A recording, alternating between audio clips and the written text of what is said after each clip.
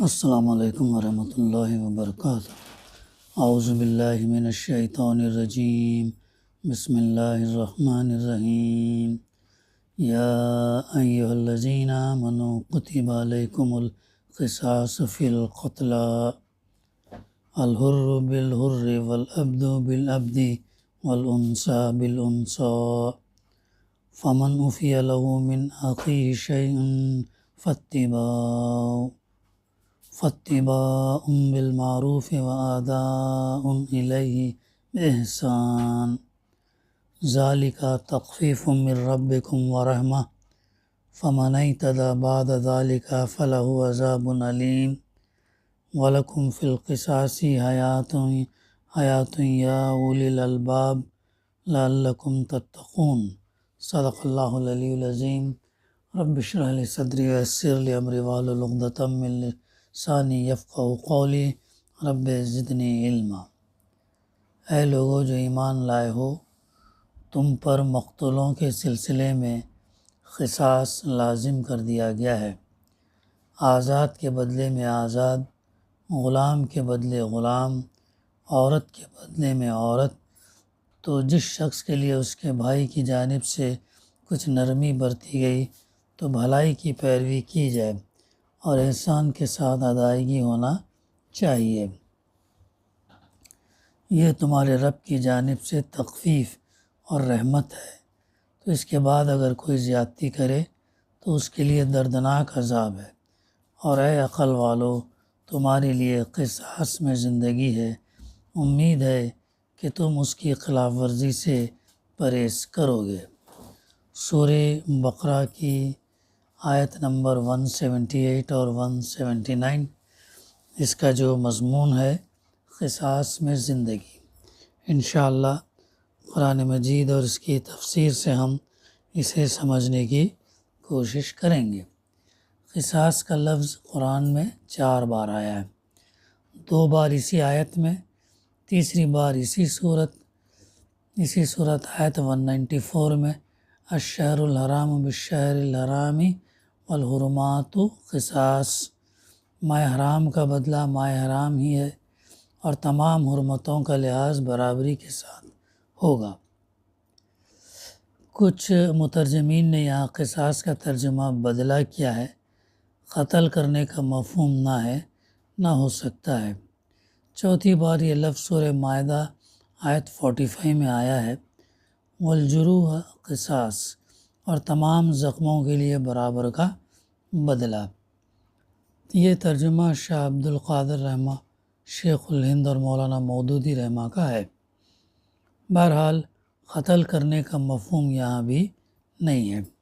حقیقت یہ ہے کہ قصاص کے اصل معنی مساوات کے ہیں۔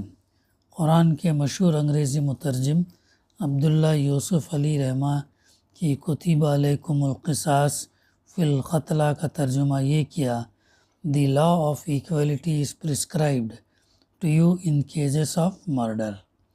اگر قصاص کا ترجمہ قتل کرنا لیا جائے تو اگلا جملہ الحر بالحر سے انثیٰ تک، آزاد کے بدلے آزاد، غلام کے بدلے غلام اور عورت کے بدلے عورت جیسا کہ ترجمہ کیا جاتا ہے، سمجھ میں نہیں آتا۔ مقصود تو یہ ہے کہ قاتل ہی قتل کیا جائے، مگر یہ مفہوم اس جملے سے واضح نہیں ہوتا۔ اگلا جملہ ہے فمن عفی لہ من اخیہ شیء، تو جس کے لیے اس کے بھائی کی طرف سے کچھ معاف ہو جائے، اس سے یہ معلوم واضح نہیں ہوتا، جیسا کہ سمجھا گیا کہ مقتول کے وارث قتل کے بجائے دیت لینے پر راضی ہو جائیں۔ مولانا حمید الدین فرائی رحمہ اور بعض دوسرے قرآنی محققین نے قصاص فی القتلی سے مقتولین کی دیت میں مساوات مراد لی ہے۔ اگلے جملے میں اس کی تشریح ہے کہ آزاد کی دیت آزاد کے برابر، غلام کی دیت غلام کے برابر، عورت کی دیت عورت کے برابر، اور اس سے اگلے جملے کا مفہوم یہ ہے کہ اگر دیت کی رقم میں سے مقتول کے وارث کچھ معاف کر دیں تو بقیہ کی ادائیگی کا معاملہ خوش اسلوبی کے ساتھ ہونا چاہیے۔ تفسیر ابن جریر طبری رحمہ میں بھی یہ تفسیر ایک قول کے طور پر منقول ہے۔ مفسر لکھتے ہیں فی ظلال القرآن کے ہمارے نزدیک یہ مفہوم زیادہ صحیح ہے۔ اب قصاص میں زندگی ہے انسانی۔ اللہ تعالیٰ اس آیت کے اندر تمام لوگوں سے جو ایمان لائے ان سے خطاب کر رہا ہے۔ انسانی سوسائٹی اور سماج کی بقا کا انحصار جو ہے اس بات پر ہے کہ لوگوں میں انسانی جان کا احترام ہو۔ صرف اتنا ہی نہیں بلکہ انسانی زندگی کا انحصار اس پر ہے کہ ہر انسان دوسرے انسانوں کی زندگی کی بقا اور تحفظ میں مددگار بنے اور تعاون کرے۔ جو شخص ناحق کسی کی جان ضائع کرتا وہ صرف ایک آدمی پر ظلم نہیں کرتا بلکہ اس سے یہ بھی معلوم ہو جاتا ہے کہ اس کا دل انسانی جان کے احترام سے خالی ہے اور اس میں اپنی نوع کی ہمدردی نہیں پائی جاتی۔ ایسا شخص در حقیقت پوری انسانیت کا دشمن ہے۔ جس شخص کے دل میں انسانی جان کا احترام ہے، جو شخص دوسروں کی زندگی کی بقا اور تحفظ میں تعاون کرتا ہے، وہ انسانیت کا دوست اور حامی ہے۔ اسلام کی نگاہ میں ایک شخص کا ناحق قتل ساری انسانیت کو تباہ کرنے کے مترادف ہے۔ چنانچہ فرمایا من قتل نفسا بغیر نفس او فساد فی الارض فکأنما قتل الناس جمیعا ومن احیاها فکأنما احیا الناس جمیعا۔ جس شخص نے ترجمہ ہے جس شخص نے کسی کو جان کے بدلے کے بغیر یا زمین میں فساد برپا کرنے والے کے علاوہ کسی کو قتل کر دیا تو گویا اس نے تمام انسانوں کو قتل کر دیا، اور جس شخص نے کسی کی جان بچائی تو گویا اس نے تمام لوگوں کی جان بچائی۔ بڑی معروف آیت ہے سورہ المائدہ کی آیت نمبر 32۔ اسلام کی خصوصیات میں سے ایک خصوصیت یہ ہے کہ وہ عدل اور انصاف کا معلم ہے، میانہ روی اور اعتدال کا قائل بلکہ علمبردار ہے۔ انسان اللہ تعالیٰ کی رہنمائی سے محروم ہو کر عدل اور اعتدال پر قائم نہیں رہ سکتا، افراط اور تفریط سے محفوظ نہیں رہ سکتا۔ تاریخ میں انسان قتل اور قصاص کے سلسلے میں عدل اور اعتدال سے محروم ہوتا رہا ہے اور افراط اور تفریط کا شکار ہوتا رہا ہے۔ اپنے نفس کی تسکین کے لیے ایک ایک آدمی کے قصاص میں بیسوں اور سینکڑوں کو قتل کرتا رہا ہے۔ آج کے جدید جاہلیت میں بھی ایک ایک آدمی کے بدلے میں 20 اور 50 یرغمالوں کو گولی سے اڑانے کے اعلان کیے جاتے ہیں، اور ایک ایک فرد کا انتقام پوری قوم سے لیا جاتا ہے۔ دوسری طرف جدید جاہلیت کے علمبرداروں نے سزائے موت کے خلاف اس قدر شدید پروپیگنڈا کیا اور اس کے خلاف دلائل فراہم کیے گویا یہ بھی کوئی برا کام ہے۔ حتیٰ کہ یورپین تہذیب سے متاثر، جاہلیت جدیدہ سے متاثر حکومتوں نے سزائے موت کو منسوخ کر دیا ہے۔ ڈیتھ پینالٹی جو ہے بہت کچھ کنٹریز، یورپین کنٹریز نے اس کو ختم کر دیا ہے۔ نتیجہ یہ ہوا کہ لوگوں کے ذہنوں سے انسانی جان کا احترام نکل گیا اور انسانی خون سے ہولی کھیلی جانے لگی۔ اسی ناانصافی، بے اعتدالی اور افراط اور تفریط سے انسانیت کو بچانے کے لیے اللہ تعالیٰ نے ارشاد فرمایا اے عقل مندو تمہارے لیے قصاص میں زندگی ہے۔ اسلام صرف 5 صورتوں میں انسان کی جان لینے کا قائل ہے۔ پہلا، قتل عمد کے مجرم کو قتل کیا جائے گا۔ دوسرا، حق اور باطل کی جنگ میں باطل پرستوں کو قتل کیا جائے گا۔ تیسرا، امن امان کو برباد کرنے والوں کو اور دینی نظام حکومت سے بغاوت کرنے والوں کو قتل کیا جائے گا۔ چوتھا، شادی شدہ زناکار کو رجم کیا جائے گا۔ پانچواں، مرتد کو قتل کیا جائے گا۔ اب اس آیت پر تفصیلی طور پر اس کے فقرے پر ہم غور کریں تاکہ اس کے مختلف پہلو واضح طور پر سامنے آ سکیں۔ پہلا فقرہ ہے یا ایھا الذین آمنوا ہے، یعنی اے ایمان لانے والو۔ اس طرح کے خطاب کا عمومی مقصد اور مدعا تو یہ ہوتا ہے کہ ایمان والے اپنی مومنانہ حیثیت اور پوزیشن کو محسوس کریں اور اپنے منصب کا احساس ان کے دل و دماغ پر چھایا رہے، تاکہ ایمان کے مطابق روش اختیار کریں اور غیر ایمانی روش سے ان کا فکر اور عمل اور زندگی پاک رہے۔ دوسرا عمومی مقصد یہ ہوتا کہ اس خطاب کے بعد جو کچھ ارشاد یا حکم یا تعلیم ہوتی وہ براہ راست ایمان کا تقاضا ہوتی ہے۔ ایک عمومی بات یہ سمجھ میں آتی ہے، قرآن کی دعوت تو عام ہے تمام انسانیت کے لیے، اور جہاں دعوت پیش کرنا ہوتی ہے وہاں یا ایھا الناس، اے لوگو، اے انسانوں کے الفاظ سے خطاب کیا جاتا، لیکن احکام اور عملی ہدایات ان لوگوں کے لیے ہوتی ہیں جو دعوت قبول کر چکے ہوتے ہیں۔ اسی لیے ان کو اے وہ لوگوں جو ایمان لا چکے ہو کے الفاظ سے خطاب کیا جاتا ہے۔ لیکن یہاں ایک خصوصی مقصد بھی ہے، وہ یہ کہ ایمان کے تقاضے صرف فکر اور نظر تک، صرف اخلاق اور عادات تک، یا زندگی کے صرف سماجی، معاشی اور انفرادی ازدواجی پہلو تک محدود نہیں ہے، بلکہ جو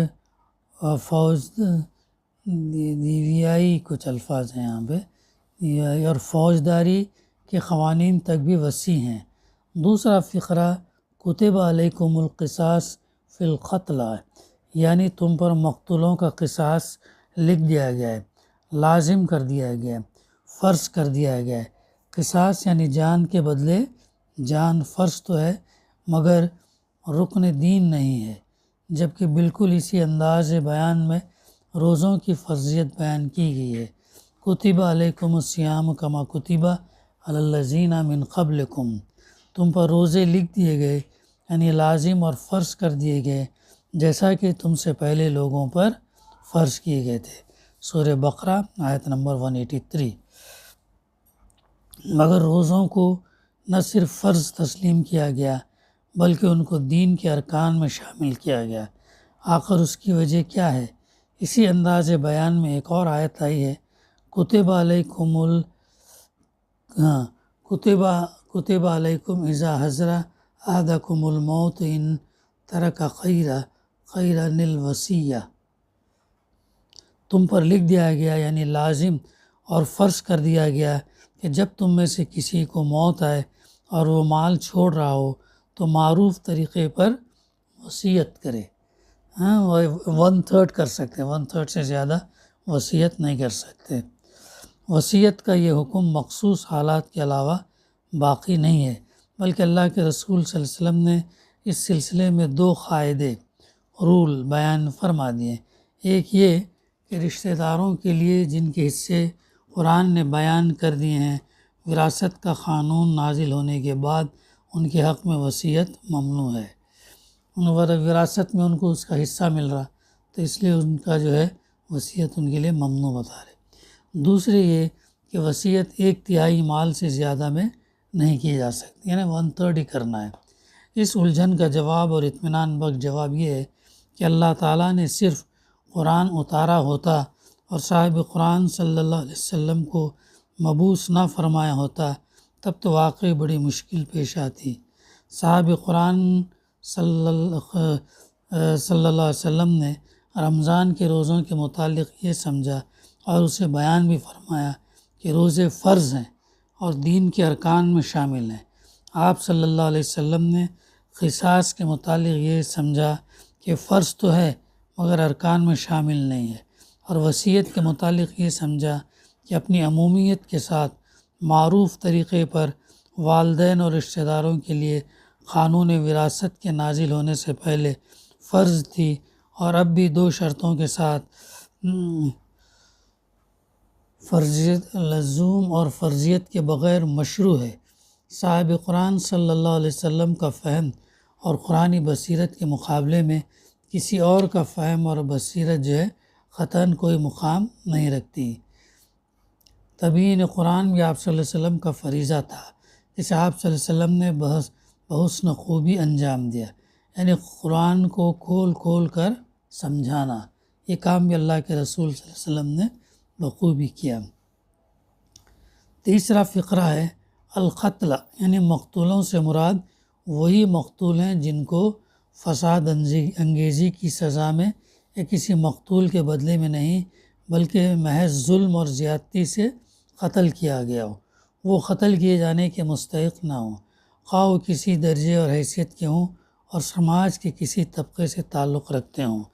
غریب اور امیر، حاکم اور محکوم، کالے گورے، ہر نسل اور ہر قوم اور ہر وطن کے انسان کا خون اسلام کی نگاہ میں محترم ہے، ریسپیکٹیبل ہے، کسی کو ایسا قتل نہیں کر سکتے، اس لیے اس کا قصاص لازم ہے۔ چوتھا فقرہ الحر بالحر والعبد بالعبد والانثى بالانثى، یعنی آزاد قاتل ہے تو اسی سے بدلہ لیا جائے گا، چاہے اس نے آزاد کو قتل کیا ہو یا غلام کو، غلام قاتل ہے تو اسی سے بدلہ لیا جائے گا، چاہے اس نے آزاد کو قتل کیا ہو یا غلام کو۔ بات سمجھ میں آگئی نہیں؟ یہ اہم ہے۔ عورت قاتل ہے تو اسی کو قتل کیا جائے گا، چاہے اس نے عورت کو قتل کیا ہو یا مرد کو، غرض کہ قاتل کو مقتول کے بدلے میں قتل کرنا فرض اور لازم ہے، یہ اسلام کا قانون۔ دراصل یہ فقرہ اپنے سابق فقرے کی تشریح اور وضاحت کے طور پر آیا ہے۔ پانچویں فقرے کا ترجمہ یہ ہے کہ تو جس شخص کو اس کے بھائی یعنی مقتول کی جانب سے کچھ معافی دی گئی ہو تو معروف کے ساتھ اس پر عمل کیا جانا چاہیے، اور جو کچھ طے ہوا اس کی ادائیگی حسن سلوک کے ساتھ بہتر طریقے پر ہونا چاہیے۔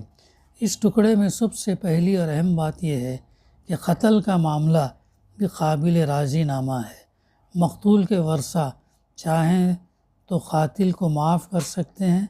دوسری بات یہ ہے کہ اگر ورثہ قصاص سے معاف کر دیں تو خون بہا دینا ہوگا، یعنی جان کی قیمت دینی ہوگی۔ اللہ کے رسول صلی اللہ علیہ وسلم نے جان کی قیمت کتنا رکھی؟ 100 اونٹ۔ اللہ کے رسول صلی اللہ علیہ وسلم نے جان کی قیمت 100 اونٹ یا 200 گائیں یا 2000 بکریاں مقرر فرمائی تھی۔ اگر نقدی دینا ہو تو انہی جانوروں میں سے اتنی ہی تعداد کی قیمت لگا کر ادا کرنا ہوگا، جو قیمت ہے وہ قیمت لگا کر ادا کرنا۔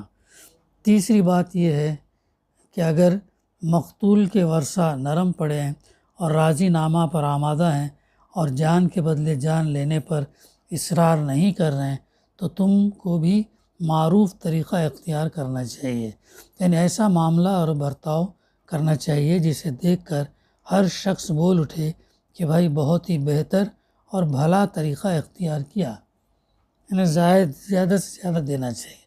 مثلاً خون بہا کے طور پر جو مال طے ہوا ہو وہ خوشی خوشی ادا کرنا، یا بہتر اور اچھا مال دینا، یا طے شدہ مال سے کچھ زیادہ دینا، مقتول کے سلسلے میں افسوس اور ندامت کا اظہار کرنا، تعزیت اور غمخواری کرنا۔ چوتھی بات یہ ہے کہ ادائیگی میں احسان یعنی حسن سلوک اختیار کرنا چاہیے۔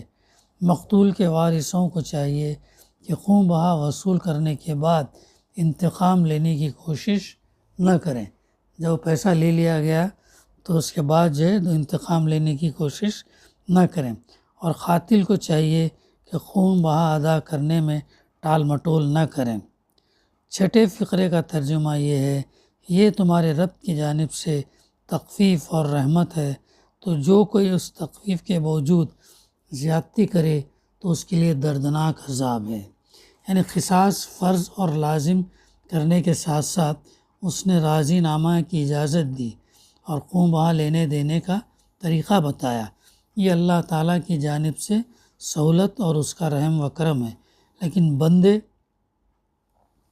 اس کرم اور نوازش کے باوجود زیادتی کریں تو یقیناً وہ سخت سزا کے مستحق ہیں۔ زیادتی یہی ہے کہ خون بہا وصول کرنے کے بعد انتقام لینا، یقوم بہا ادا کرنے میں ٹال مٹول کرنا، یہ چیز۔ ساتواں فقرہ ہے اے عقل مندو تمہارے لیے قصاص میں زندگی ہے، اولو الالباب۔ تو قصاص میں زندگی ہے، اولو الالباب سے اللہ تعالیٰ عقل مندوں سے خطاب کر رہا ہے۔ یعنی عقل کا تقاضا یہ ہے کہ سوسائٹی میں انسان کی جان کا احترام باقی رکھا جائے، اس کے لیے قصاص ضروری ہے۔ عقل سے کام لو تو تمہاری سمجھ میں آ جائے کہ قصاص جس میں جان کے بدلے جان لی جاتی ہے، بے شمار جانوں کو زندہ رکھنے کا قانون ہے۔